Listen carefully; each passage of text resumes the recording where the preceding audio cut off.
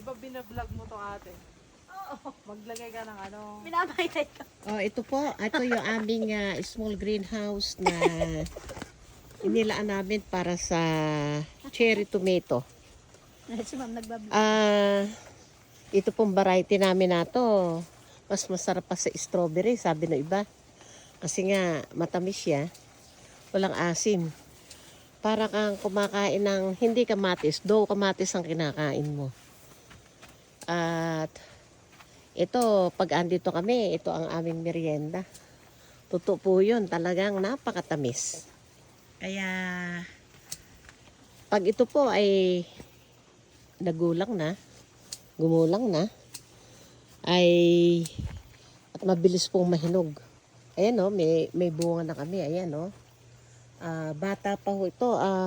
Ilang buwan na ito, Tere? Isang buwan po, mahigit. Ito ay mahigit 1 buwan pa lang.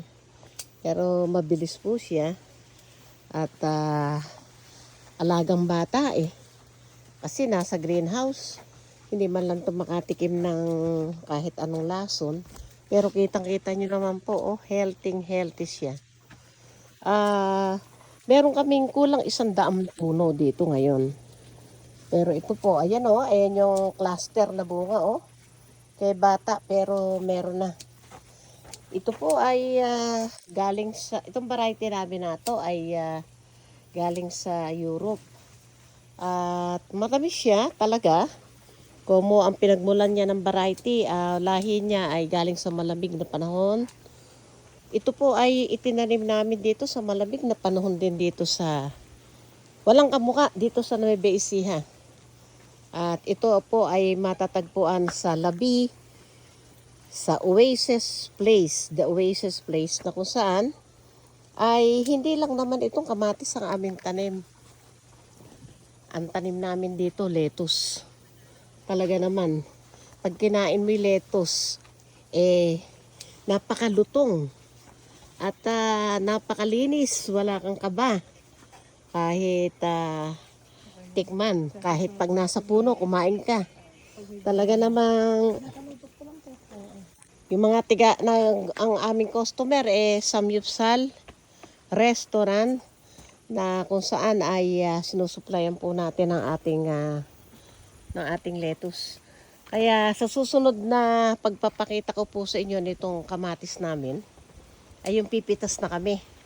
At pag kami tumikim, para na rin kayong tumitikim. Sa tamis po nito talaga. Totoo po yan. Kaya ayan po, may bunga na siya. Yung ibang nauna ay magpapagulang na lang kami.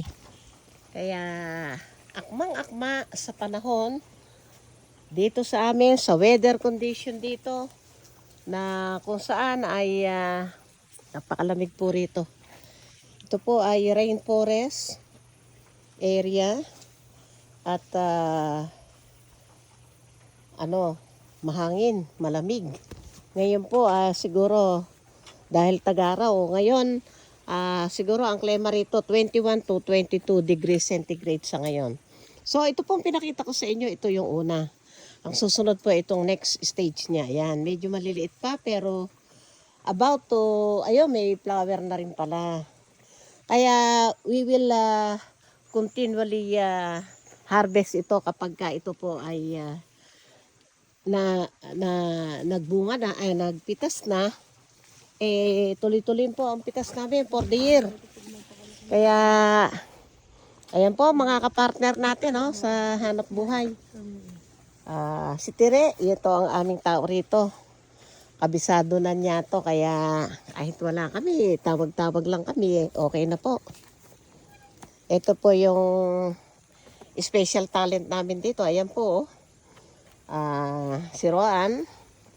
At kasama ko po siyang nagbibisita rito. Ako po ay nagbablog lang.